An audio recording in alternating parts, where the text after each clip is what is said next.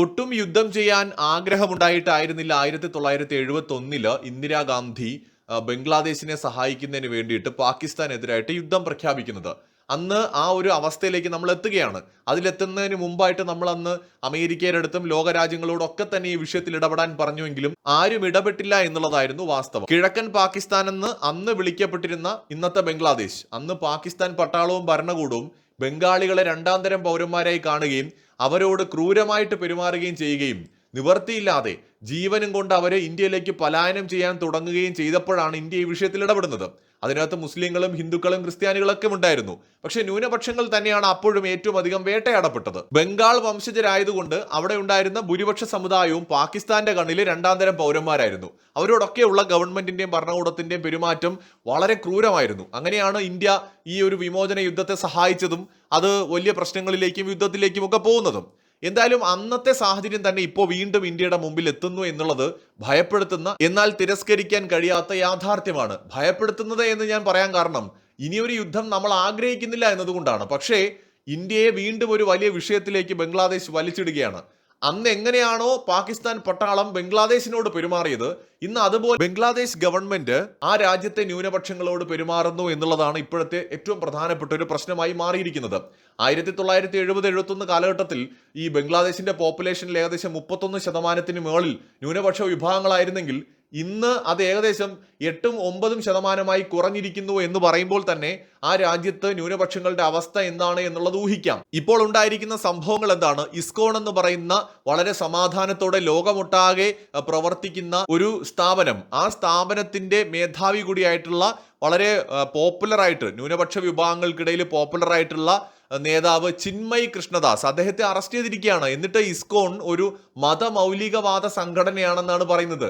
ആലോചിച്ച് നോക്കൂ, ഈ ഒരു മതപരമായ തീവ്രവാദവും ഭീകരവാദവും ഒക്കെ എത്രത്തോളം അവിടെ സ്വാധീനം ചെലുത്തുന്നു എന്ന് നമുക്കറിയാം. ഈ വളരെയധികം യാത്രകളൊക്കെ ചെയ്യുന്ന ഒരാളാണ് മാഹിൻ. ഇപ്പോൾ അദ്ദേഹത്തിന്റെ പേരിൽ ഒരു വിവാദമൊക്കെ നടക്കുന്നുണ്ട്. അദ്ദേഹം ഇസ്രയേലിലാണ്.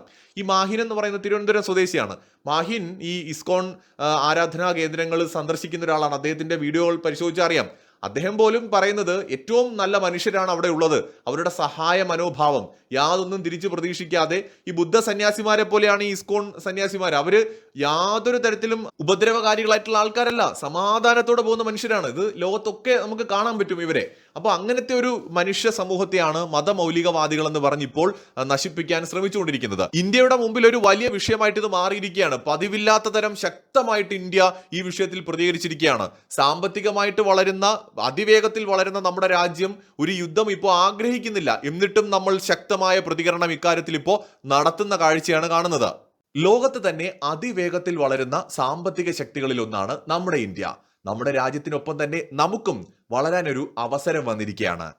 കുറഞ്ഞത് ഒരു 2500 രൂപയൊക്കെ നിങ്ങൾക്ക് മാറ്റിവെക്കാൻ പറ്റുമെങ്കിൽ ബാങ്കിൽ നിക്ഷേപിക്കുന്നതിനേക്കാൾ മികച്ച രീതിയിൽ റിട്ടേൺ സാധ്യതയുള്ള ഏറ്റവും സുരക്ഷിതമായിട്ടുള്ള ഒരു നിക്ഷേപം ഇപ്പോൾ വന്നിട്ടുണ്ട്. അടച്ച പണം 100% സുരക്ഷിതമാക്കിക്കൊണ്ട് തന്നെ മാർക്കറ്റിൽ നിന്ന് നല്ല റിട്ടേൺസ് നേടാമെന്നതാണ് ഇതിന്റെ ഏറ്റവും വലിയ പ്രത്യേകത. ഈ വരുന്ന ഡിസംബർ 1-ാം തീയതി വരെ മാത്രമേ നിങ്ങൾക്ക് ഇതിൽ നിക്ഷേപിക്കാൻ കഴിയൂ. അതായത് ഇനി 3 ദിവസം കൂടിയേ ബാക്കിയുള്ളൂ. പറഞ്ഞു വരുന്നത് ICICIയുടെ പ്രൊഡൻഷ്യൽ ലൈഫ് ഇൻഷുറൻസ് ഏറ്റവും പുതിയതായി ലോഞ്ച് ചെയ്തിട്ടുള്ള അവരുടെ NFO ആയിട്ടുള്ള mid small cap 400 momentum quality 100 index ഫണ്ടിനെ കുറിച്ചാണ്. സ്റ്റാർട്ടിംഗ് NAV വെറും 10 രൂപ മാത്രമുള്ള ഈ ഫണ്ടിൽ നമ്മൾ നിക്ഷേപിക്കുന്ന തുക ICICI പ്രൊഡൻഷ്യൽ ലൈഫ് തിരഞ്ഞെടുക്കപ്പെട്ട 150 മിഡ് ക്യാപ്പ് 250 സ്മോൾ ക്യാപ്പ് കമ്പനികളിൽ നിന്ന് 50 മിഡ് ക്യാപ്പ് കമ്പനികളിലും 50 സ്മോൾ ക്യാപ്പ് കമ്പനികളിലും ഉൾപ്പെടെ 100 കമ്പനികളിലായിട്ടായിരിക്കും തുല്യമായിട്ട് ഇൻവെസ്റ്റ് ചെയ്യുന്നത്. ഇതിലൂടെ ഉയർന്ന റിട്ടേൺസ് ജനറേറ്റ് ചെയ്യാൻ കഴിയുമെന്നാണ് കമ്പനി അവകാശപ്പെടുന്നത്. ഈ ഇൻഡെക്സിന്റെ മുൻ റിട്ടേൺസ് നോക്കുകയാണെങ്കിൽ Nifty mid small cap 400 momentum quality 100 ഏകദേശം 22.5% റിട്ടേൺസ് ആണ് കഴിഞ്ഞ 10 വർഷത്തിൽ നൽകിയത്. കഴിഞ്ഞ 5 വർഷത്തിൽ 33.6% റിട്ടേൺസ് നൽകിയതായും കാണാം. ഈ NFOയും സമാനമായ രീതിയിലുള്ള റിട്ടേൺസ് നൽകുമെന്നാണ് കമ്പനി എക്സ്പെക്ട് ചെയ്യുന്നത്. 2014 നമ്മൾ Nifty mid small cap 400 momentum quality 100 ഇൻഡെക്സിൽ ഇൻവെസ്റ്റ് ചെയ്തിട്ടുണ്ടായിരുന്നെങ്കിൽ നമുക്ക് 10 വർഷം കൊണ്ട് ഏകദേശം 7.6 മടങ്ങ് റിട്ടേൺസ് കിട്ടുമായിരുന്നു. ഈ NFOയുമായി ബന്ധപ്പെട്ട ലിങ്ക് ഞാൻ ഡിസ്ക്രിപ്ഷൻ ബോക്സിനകത്തും ഫസ്റ്റ് കമന്റ് ആയിട്ടും പിൻ ചെയ്തിട്ടുണ്ട്. താല്പര്യമുള്ളവർ ജസ്റ്റ് ഒന്ന് കയറി നോക്കാം. ചിറ്റഗോങ് ആസ്ഥാനമായിട്ട് പ്രവർത്തിക്കുന്ന ഹൈന്ദവ നേതാവും ഇസ്കോൺ എന്ന് പറയുന്ന ഒരു പ്രസ്ഥാനത്തിന്റെ ബംഗ്ലാദേശിലെ പ്രധാനപ്പെട്ട വ്യക്തികളിൽ ഒരാളുമാണ് ചിന്മയ് ദാസ്. രാജ്യദ്രോഹ കുറ്റങ്ങൾ ഉൾപ്പെടെയാണ് ഇസ്കോൺ അംഗം കൂടിയായ ചിന്മയ് ദാസിനെതിരായിട്ട് ഇപ്പോൾ ചുമത്തിയിരിക്കുന്നത്. അദ്ദേഹം ഒരു ആത്മീയ നേതാവാണ്. ബംഗ്ലാദേശിലെ ഹിന്ദു വിഭാഗങ്ങൾക്കിടയിൽ വളരെ വലിയ സ്വാധീനമുള്ള വ്യക്തിയുമാണ്. അപ്പോൾ ഇദ്ദേഹത്തിനെ അറസ്റ്റ് ചെയ്തതിനെതിരായിട്ട് വളരെ വലിയ പ്രതിഷേധങ്ങൾ നടക്കുന്നുണ്ട്. ചിന്മയ് കൃഷ്ണദാസിന്റെ ജാമ്യാപേക്ഷ തള്ളിയതിനെ തുടർന്നാണ് പ്രതിഷേധം ആളിക്കത്തിയത്. ധാക്ക വിമാനത്താവളത്തിൽ നിന്ന് തിങ്കളാഴ്ചയാണ് അദ്ദേഹത്തെ അറസ്റ്റ് ചെയ്യുന്നത്. ചൊവ്വാഴ്ച ചിറ്റഗോങ്ങിലെ കോടതി ചിന്മയ് ദാസിന്റെ ജാമ്യാപേക്ഷ തള്ളിയതോടെയാണ് പ്രതിഷേധങ്ങൾ ഇപ്പോൾ രൂക്ഷമായിരിക്കുന്നത്. ചിന്മയ് കൃഷ്ണദാസിനെ തിരികെ ജയിലിലേക്ക് കൊണ്ടുവരുമ്പോൾ 2000-ഓളം വരുന്ന ജനക്കൂട്ടം പോലീസ് വാഹനം 2 മണിക്കൂർ നേരത്തേക്ക് തടഞ്ഞുവെച്ചു എന്നാണ് ബംഗ്ലാദേശ് പത്രങ്ങൾ റിപ്പോർട്ട് ചെയ്യുന്നത്. പിന്നീട് പോലീസ് ഇവർക്കെതിരായിട്ട് ടിയർ ഗ്യാസ് ഒക്കെ ഉപയോഗിക്കുന്ന നിലയിലേക്ക് കാര്യങ്ങൾ എത്തുകയും ബംഗ്ലാദേശിനുള്ളിൽ ഇപ്പോൾ പ്രതിഷേധങ്ങൾ ആളിക്കത്തുകയുമാണ്. ചിന്മയ് കൃഷ്ണദാസിന്റെ അറസ്റ്റിൽ ഇന്ത്യ ആശങ്ക പ്രകടിപ്പിച്ചിട്ടുണ്ട്. ബംഗ്ലാദേശിൽ ഹിന്ദുക്കൾക്ക് നേരെ നടക്കുന്ന ആക്രമണങ്ങൾ കൂടി വരികയാണെന്നും ചിന്മയ് കൃഷ്ണദാസിന്റെ അറസ്റ്റ് ഇതിന്റെ ഇടയിലാവുന്നത് കൊണ്ടാണ് ആശങ്കയുണ്ടാക്കുന്നത് എന്നുമാണ് ഇന്ത്യയുടെ പ്രതികരണം. ഇവിടെ ഇന്ത്യയും ബംഗ്ലാദേശും തമ്മിലുള്ള ബന്ധത്തിൽ വളരെ പ്രകടമായ വിള്ളലുകൾ കാണാം. ഓൾറെഡി നമുക്കറിയാം, ഇപ്പോഴത്തെ ബംഗ്ലാദേശിലെ ഇടക്കാല സർക്കാർ സ്വാഭാവികമായി ഇന്ത്യൻ ഗവൺമെന്റുമായി സഹകരണം അത്ര നല്ല രീതിയിലൊന്നും അല്ല. ഇന്ത്യ ഗവൺമെന്റും അവരെ അങ്ങനെ കണ്ടിട്ടുള്ളൂ. കാരണം ഇന്ത്യ ഈ ഇടക്കാല സർക്കാരിനെ അംഗീകരിച്ചിട്ടില്ല. വീണ്ടും തിരിച്ചു ഷെയ്ഖ് ഹസീന അധികാരത്തിൽ വരാൻ സാധ്യതയുണ്ട് എന്നൊക്കെയുള്ള വാർത്തകൾ വരുന്നതിനിടയിലാണ് ഈ പുതിയ സംഭവ വികാസങ്ങൾ ഉണ്ടായിരിക്കുന്നത്. എന്താണെങ്കിലും ഇന്ത്യ ഒരു സ്റ്റേറ്റ്മെന്റ് ഇക്കാര്യത്തിൽ ഇറക്കുന്നു. അതിന് തൊട്ടു പിന്നാലെ തന്നെ ബംഗ്ലാദേശിന്റെ വിദേശകാര്യ മന്ത്രാലയം ഒരു പ്രസ്താവന ഇറക്കുകയാണ്. ചിന്മയ് കൃഷ്ണദാസിന്റെ അറസ്റ്റ് ചില കോണുകളിൽ നിന്ന് തെറ്റായി വ്യാഖ്യാനിക്കപ്പെട്ടു എന്നാണ് ബംഗ്ലാദേശിന്റെ വിദേശകാര്യ മന്ത്രാലയം പ്രസ്താവനയിൽ പറയുന്നത്. സംഭവവുമായി ബന്ധപ്പെട്ട് ഇന്ത്യയുടെ വിദേശകാര്യ മന്ത്രാലയം പുറത്തിറക്കിയ പ്രസ്താവന അടിസ്ഥാനരഹിതവും ഇരു രാജ്യങ്ങളും തമ്മിലുള്ള സൗഹൃദത്തിന്റെ അന്തസത്തയ്ക്ക് വിരുദ്ധവുമാണെന്നാണ് ബംഗ്ലാദേശ് പറയുന്നത്. ഇത് ഇന്ത്യ ബംഗ്ലാദേശ് നയതന്ത്ര ബന്ധത്തിൽ കാര്യമായ ഉലച്ചിലുണ്ട് എന്നതിന്റെ തെളിവാണ്. ചിന്മയ് കൃഷ്ണദാസുമായി ബന്ധപ്പെട്ട് നടന്ന സംഘർഷങ്ങൾക്കിടയിൽ വളരെ ഗൗരവമുള്ള ഒന്നുകൂടി സംഭവിച്ചു. നമ്മുടെ ഇവിടെ ഒന്നും കാര്യമായിട്ട് ആരും ചർച്ച ചെയ്യാനിടയില്ലാത്ത ഒരു കാര്യമാണത്. വാർത്തകളിൽ വന്നു എന്നതിനപ്പുറം ഇതിനൊന്നും ആരും വാല്യൂ കൊടുക്കുന്നില്ല. എത്രത്തോളം മത തീവ്രവാദം ബംഗ്ലാദേശിൽ വ്യാപിച്ചിരിക്കുന്നു എന്നതിന്റെ തെളിവാണ്. ഈ സംഘർഷങ്ങൾക്കിടയിൽ കൊല്ലപ്പെട്ട ആ ഒരാളെന്ന് പറയുന്നത് ഈ ചിന്മയ് കൃഷ്ണദാസിന്റെ അഭിഭാഷകനാണ്.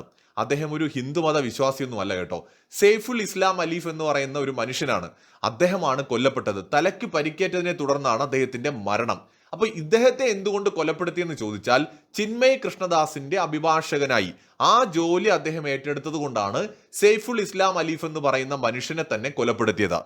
ഈ സംഘർഷങ്ങളുടെ എല്ലാം പിന്നിൽ ബംഗ്ലാദേശിലുള്ള മത തീവ്രവാദ വിഭാഗങ്ങളുണ്ട്. നോക്കൂ, ബംഗ്ലാദേശിൽ 10-18 കോടിയോളം മനുഷ്യരുള്ളതിൽ 90% പേരും നല്ല മനുഷ്യരാണ്. ഇന്ത്യയുമായി നല്ല ബന്ധം ആഗ്രഹിക്കുന്നവരാണ്. ഒരു 10% അത് ധാരാളമാണ്. ഇപ്പോ 20 കോടി ജനമുള്ള ഒരു രാജ്യത്ത് 10% എന്ന് പറഞ്ഞു കഴിഞ്ഞാൽ ഏകദേശം 2 കോടി വരും അത്. അപ്പോ ബംഗ്ലാദേശില് അവരുടെ ടോട്ടൽ പോപ്പുലേഷന്റെ ഒരു 10% എന്ന് പറയുമ്പോൾ അതൊരു വലിയ നമ്പറാണ്. അത്രയും പേര് ധാരാളമാണ്. ഈ പറയുന്ന 10% തീവ്ര ചിന്താഗതിക്കാരായിട്ടുള്ള മനുഷ്യർ മതി ആ രാജ്യത്തെ കുട്ടിച്ചോറാക്കാൻ.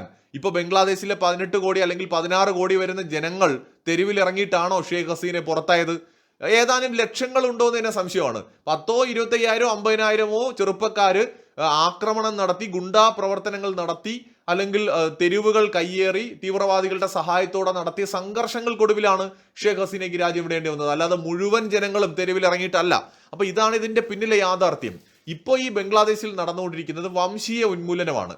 അവിടെയുള്ള പ്രതിഷേധങ്ങളെ അല്ലെങ്കിൽ എതിർ സ്വരങ്ങളെ ഉന്മൂലനം ചെയ്തുകൊണ്ട് മറ്റൊരു പാകിസ്ഥാനാക്കി പൂർണ്ണമായും, ഇപ്പോൾ അവിടെ ഭാഗികമായ പാകിസ്ഥാനാണെങ്കിൽ പൂർണ്ണമായും ഒരു പാകിസ്ഥാനാക്കി ബംഗ്ലാദേശിനെ മാറ്റുക. അതിന് ബംഗ്ലാദേശിലെ ന്യൂനപക്ഷങ്ങളെ മുഴുവൻ അവിടെ നിന്ന് ഓടിക്കുക, വംശഹത്യ നടത്തുക. അപ്പൊ അതിനുള്ളൊരു ശ്രമം അവിടെ തീവ്രവാദ ഗ്രൂപ്പുകൾ നടത്തിയപ്പോൾ ഈ ഷെയ്ഖ് ഹസീനയുടെ പുറത്താകലുമായി ബന്ധപ്പെട്ടാണ് ഇവർ അങ്ങനെ ഒരു നീക്കം നടത്തിയത്. അപ്പൊ അവിടെയുള്ള ന്യൂനപക്ഷങ്ങൾ, അത് എല്ലാ വിഭാഗങ്ങളും ഉണ്ട്. ന്യൂനപക്ഷങ്ങൾ എന്ന് പറയുമ്പോൾ എല്ലാ ന്യൂനപക്ഷങ്ങളും ചേർന്ന് അവരിതിനെ പ്രതിരോധിക്കാൻ ശ്രമിക്കുന്നു. അവർ ഈ തീവ്രവാദ ആക്രമണങ്ങൾക്ക് എതിരായിട്ട് പ്രതിരോധിക്കാനായി ശ്രമിച്ചപ്പോൾ ആ ഒരു ന്യൂനപക്ഷ വിഭാഗങ്ങളിലെ പ്രമുഖരായിട്ടുള്ള ആൾക്കാരെ, അല്ലെങ്കിൽ ഇത് നമ്മുടെ കൂടി മണ്ണാണ്, ഞങ്ങളും ജനിച്ച മണ്ണാണെന്ന് പറയുന്ന മനുഷ്യരെ അവിടെ നിന്ന് ഓടിക്കുക അല്ലെങ്കിൽ ഒതുക്കുക എന്ന ലക്ഷ്യത്തിന്റെ ഭാഗമായിട്ടാണ് ഇപ്പോഴത്തെ ഈ സന്യാസിയുടെ അറസ്റ്റും കാര്യങ്ങളും എല്ലാം വരുന്നത്. അപ്പോ കൃഷ്ണദാസ് എന്ന് പറയുന്ന ചിന്മയ് കൃഷ്ണദാസ് എന്ന് പറയുന്നത് ചിറ്റഗോങ്ങിൽ വളരെയധികം സ്വാധീനമുള്ള ഒരു സന്യാസിയാണ്. ഇവിടെയാണ് മറ്റൊരു പ്രധാനപ്പെട്ട കാര്യം. ന്യൂനപക്ഷ വിഭാഗങ്ങൾക്ക് വളരെ സ്വാധീനമുള്ള, എന്ന് വെച്ചാൽ ഭയാനകമായ സ്വാധീനമൊന്നുമില്ല, തമ്മിൽ ഭേദമെന്ന് പറയാവുന്ന സ്വാധീനമുള്ള ഒരു പ്രദേശമാണ് ചിറ്റഗോങ്. ചിറ്റഗോങ് ഇന്ത്യ പാകിസ്ഥാൻ സ്വാതന്ത്ര്യം കിട്ടുന്ന സമയത്ത് അന്ന് ഇന്ത്യൻ യൂണിയനിൽ ലയിക്കണമെന്ന ആവശ്യം ഉന്നയിച്ച ഒരു വിഭാഗമാണ്. പക്ഷെ അവരെ കേൾക്കാൻ പോലും അന്ന് ബ്രിട്ടീഷുകാർ തയ്യാറായില്ല എന്നുള്ളതാണ്. അവർക്ക് വേണ്ടി ആരും ശബ്ദിച്ചില്ല.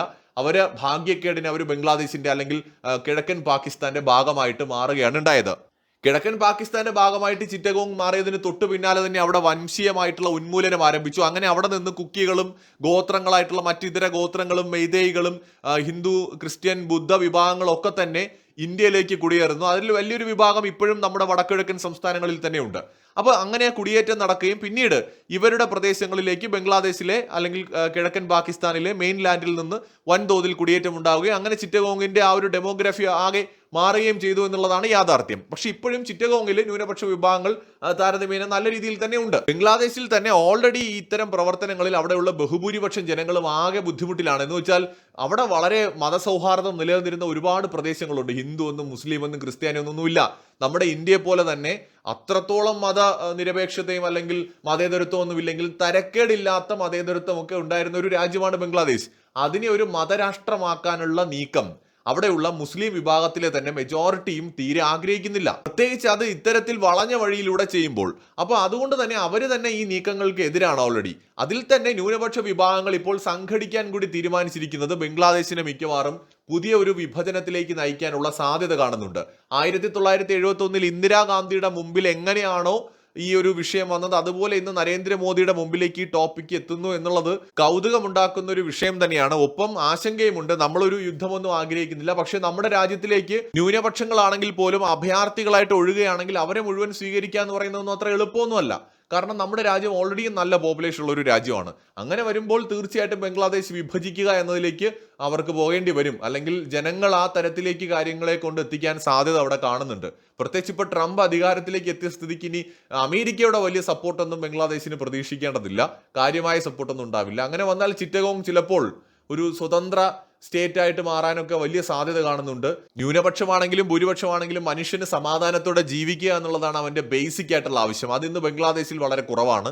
അപ്പൊ അതുകൊണ്ട് തന്നെ തീർച്ചയായും ന്യൂനപക്ഷങ്ങൾക്കെതിരെ നടക്കുന്ന അതിക്രമങ്ങളിൽ ബംഗ്ലാദേശിലെ മതേതരത്വത്തിൽ വിശ്വസിക്കുന്ന വലിയൊരു വിഭാഗം മനുഷ്യരുടെ സപ്പോർട്ടും ഉണ്ട്. അങ്ങനെ വന്നു കഴിഞ്ഞാൽ ഈ തീവ്ര നിലപാടുകാരുടെ പല സ്വപ്നങ്ങൾക്കും അത് വലിയ രീതിയിൽ തിരിച്ചടിയാകും. ഇന്ത്യ ശക്തമായി ഈ വിഷയത്തിൽ ഇടപെടാനും സാധ്യതയുണ്ട്. ചിലപ്പോൾ മറ്റൊരു വിഭജനത്തെ കൂടി ബംഗ്ലാദേശും കാണേണ്ടി വരും. ചിറ്റഗോങ് എന്ന് പറയുന്ന സ്ട്രാറ്റജിക്കലി വളരെയധികം ഇമ്പോർട്ടൻ്റ് ആയിട്ടുള്ള ആ ഒരു പ്രദേശം ചിലപ്പോൾ അവർക്ക് എന്നേക്കുമായി നഷ്ടപ്പെടാനും, ഞാൻ പറയുന്നില്ല അത് ഇന്ത്യൻ യൂണിയനിൽ ലയിക്കുമെന്നോ ചേർക്കണമെന്നോ എന്നൊന്നും, പക്ഷെ എന്നേക്കുമായി നഷ്ടപ്പെടാനും സാധ്യത കാണുന്നുണ്ട്. ഇനി അഥവാ ഇന്ത്യൻ യൂണിയനിൽ ലയിക്കുകയാണെങ്കിൽ നമുക്കത് ലോട്ടറി ആണെന്നേ പറയാനുള്ളൂ. കാരണം നമ്മുടെ വടക്കിഴക്കൻ സംസ്ഥാനങ്ങളുടെ ഏറ്റവും വലിയ പ്രശ്നം എന്താണ്? സമുദ്രവുമായിട്ട് അതിന് അതിർത്തിയില്ലാത്തതാണ്. നമുക്കറിയാം ത്രിപുരയും മിസോറാമും ഒക്കെ തന്നെ സമുദ്രവുമായിട്ട് അതിർത്തിയില്ലാത്ത നമ്മുടെ സംസ്ഥാനങ്ങളാണ്. അവിടേക്കുള്ള നമ്മുടെ ചരക്ക് നീക്കവും അതുകൊണ്ട് തന്നെ വളരെ ബുദ്ധിമുട്ടാണ്. എന്നാൽ ചിറ്റഗോങ് ലഭിക്കുകയാണെങ്കിൽ തീർച്ചയായിട്ടും വടക്കിഴക്കൻ സംസ്ഥാനങ്ങൾക്ക് പൂർണ്ണമായിട്ടും സമുദ്രവുമായിട്ട് കണക്ഷൻ വരും. ഇന്ത്യക്ക് വളരെ വലിയ സ്വാധീനം വീണ്ടും നമ്മുടെ ബംഗാൾ ഉൾക്കടലിൽ ഉണ്ടാവുകയും ചെയ്യും. ബംഗ്ലാദേശിന്റെ ഏറ്റവും വലവും നമുക്ക് നിന്ന് കളിക്കാനും പറ്റും. എന്തായാലും നമുക്ക് നോക്കാം. ഇന്നല്ലെങ്കിൽ നാളെ ചിലപ്പോൾ സംഭവിച്ചു കൂടായികയില്ല. വീഡിയോയുടെ തുടക്കത്തിൽ പറഞ്ഞ ICICI പ്രൊഡൻഷ്യൽ ലൈഫ് NFOയുടെ കാര്യം മറക്കേണ്ട. ഈ വരുന്ന ഡിസംബർ 1 തീയതി വരെ മാത്രമേ ഇതിനകത്ത് നിക്ഷേപിക്കാൻ കഴിയുള്ളൂ.